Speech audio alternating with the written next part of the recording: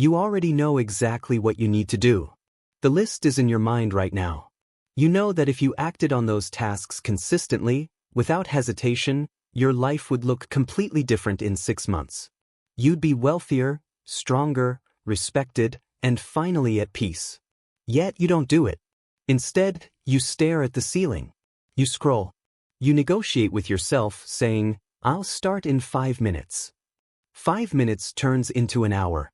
An hour becomes another wasted day. Then comes the guilt, that cold, heavy weight in your chest reminding you that you're squandering your potential. You might think you're lazy. You might think you lack discipline. That's not true. You are biologically constrained. Your brain isn't wired for greatness, it's wired for survival. Survival favors comfort. Survival follows the path of least resistance. Your own mind is sabotaging you, feeding you cheap dopamine to keep you safe, soft, and stagnant. But what if you could hack the hardware? What if there was a way to bypass the internal negotiation entirely? To train your brain to crave effort, challenge, and grind just as much as it craves your phone? This is the override method. Once mastered, you'll never need motivation again. Most people spend their lives as slaves to a 3-pound lump of tissue that hasn't evolved in 10,000 years. Your brain is not your friend. It is a survival machine. Its primary directive is energy conservation. To your primitive brain, hard work looks like a threat, unnecessary caloric expenditure, danger. When you attempt something difficult, writing that book, starting that business, hitting the gym, your brain triggers resistance. Cortisol floods your system. You feel friction and tension. This is not weakness. It's your limbic system slamming the brakes. Trying harder rarely works because you are battling millions of years of evolution with a fleeting emotion called willpower. The modern world exploits this. We live in a landscape engineered for comfort, food delivered, entertainment instant, validation a single click away. We are drowning in unearned dopamine. Your brain expects reward without effort. You've become neurologically soft. When faced with a task requiring focus and delayed gratification, your brain panics. It cries out for the pacifier, the phone, the easy pleasure. This is the modern human. Sedated, distracted, consuming life rather than creating it. But there is a backdoor. Neuroscience calls it neuroplasticity, but that word is clinical and bland. What we're doing is psychological alchemy. We're rewriting the code of impulse control. The override method isn't about fighting resistance, it's about reversing it. It's about teaching your brain that effort is safe and comfort is dangerous. Because comfort is the real threat. Comfort is the slow death of the soul. If you're watching this, you feel it, the itch of mediocrity crawling across your skin. You know that if you don't act, you will die full of regret. So how do we flip the switch? How do we make the brain crave challenge? We go dark. You cannot desire hard things while stuffed full of cheap pleasure. Imagine a man who eats cake for breakfast, lunch, and dinner. Offer him a raw apple and he recoils. Too crunchy, not sweet enough. That man is your brain. The internet is the cake. Before you can use the override method, you must restore your baseline. You need to reset your sensitivity. This is uncomfortable, but it's the prerequisite for real power. You must embrace boredom. Boredom is not a defect. It is a signal that action is required. In the past, boredom drove us to hunt, to build, to explore. Today, a single idle moment triggers your phone, anesthetizing that signal. By numbing yourself, you are stunting your ambition. To trick your brain, you must starve it first. Cut off cheap dopamine. This isn't a weekend digital detox, it's a lifestyle shift. Stop listening to music while walking. Stop watching videos while eating. Stop scrolling before bed. Sit in silence.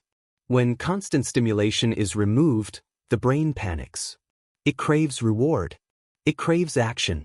If you refuse the phone, porn, junk food, eventually your brain becomes so hungry that even hard work feels satisfying. This is the secret of the greats. They aren't naturally more disciplined, they've just structured their lives so that the only path forward is the work. When you are deprived, the raw apple tastes sweet. Writing an essay feels thrilling. You lower the water level so you can see the rocks beneath. Ask yourself now, what are you using to numb yourself? Video games? News? Endless commentary on lives you aren't living? Identify it. Kill it. This isn't punishment, it's resource management. Your attention is limited. Every moment spent on a hollow reward steals from your future self. Once you lower the noise, you'll feel something unusual: agitation, restless energy. That is the fuel. That energy is your fuel. Now let's ignite it. Here's how procrastination works. You have a thought: I should go to the gym. Immediately, another voice responds: I'm tired. I'll go tomorrow. It's raining. That gap between thought and action is where dreams die. This is the negotiation phase. The longer you linger there, the louder the excuses become. The brain is excellent at rationalizing laziness. It will give you countless logical reasons to stay on the couch. And because you're intelligent, you will believe them. The override method eliminates that gap. You need a kill switch. The rule is simple. Once a necessary action enters your mind, you have exactly 3 seconds to move your body toward it. Not 3 minutes, 3 seconds.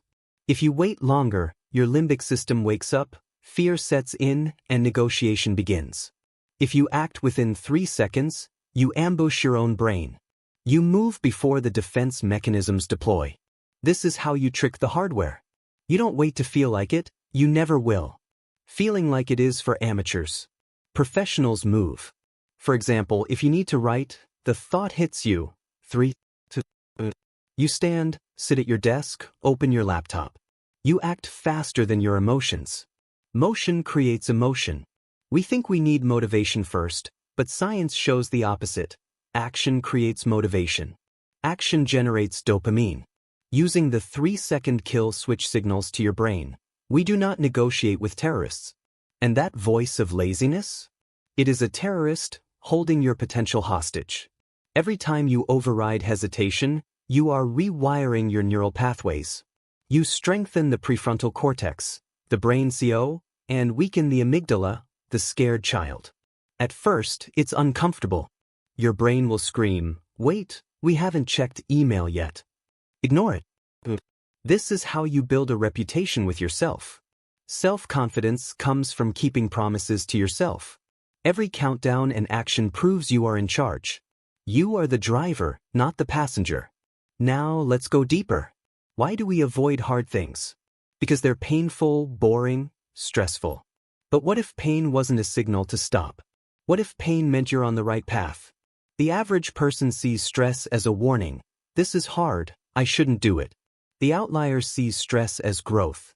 This is hard, therefore I must do it. This is pathological reframing. You must train yourself to associate friction with progress. Think of the gym. Your muscles burn. Do you panic? Call an ambulance? You celebrate. You chase the pump. The micro tears in your muscles build strength. You've reframed physical pain as a positive signal. Apply this to everything else.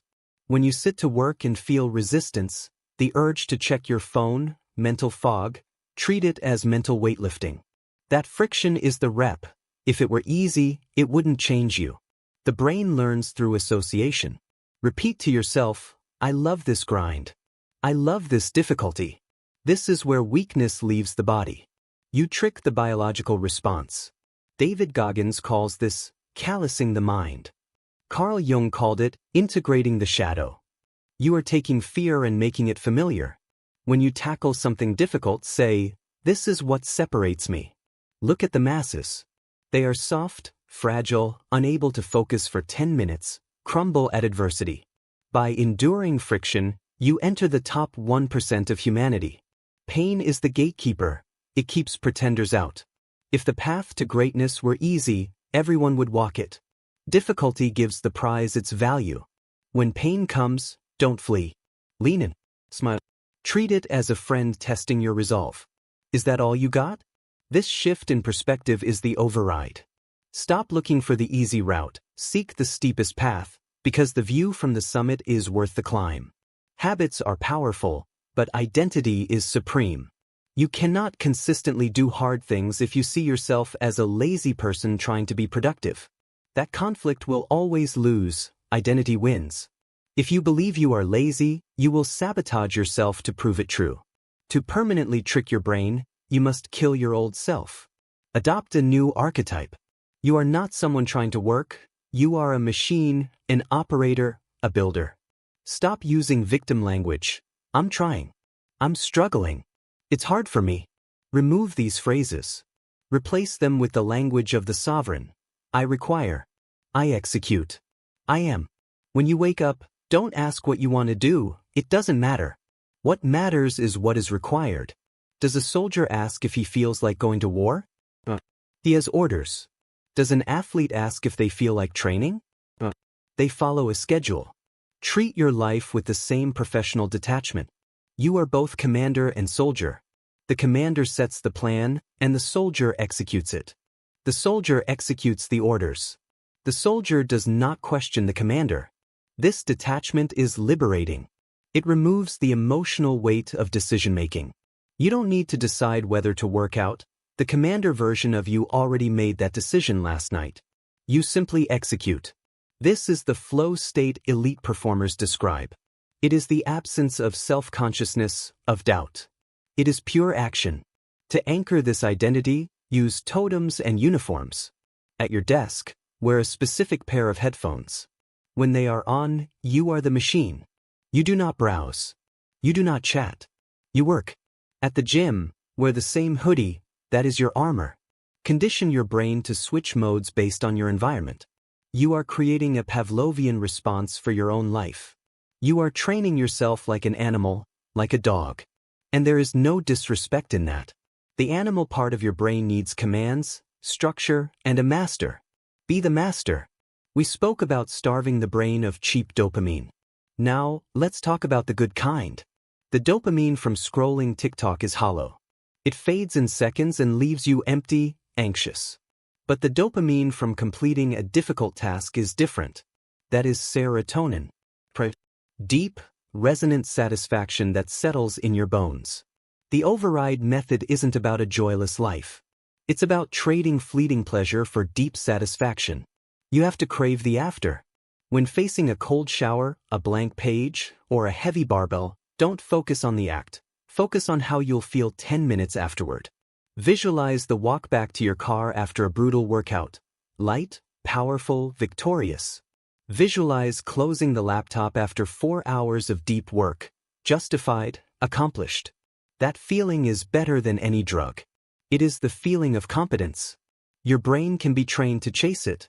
This is the payoff loop. Trigger, the hard task appears. Override, the 3-second kill switch. Action, lean into the friction. Reward, the deep satisfaction of completion.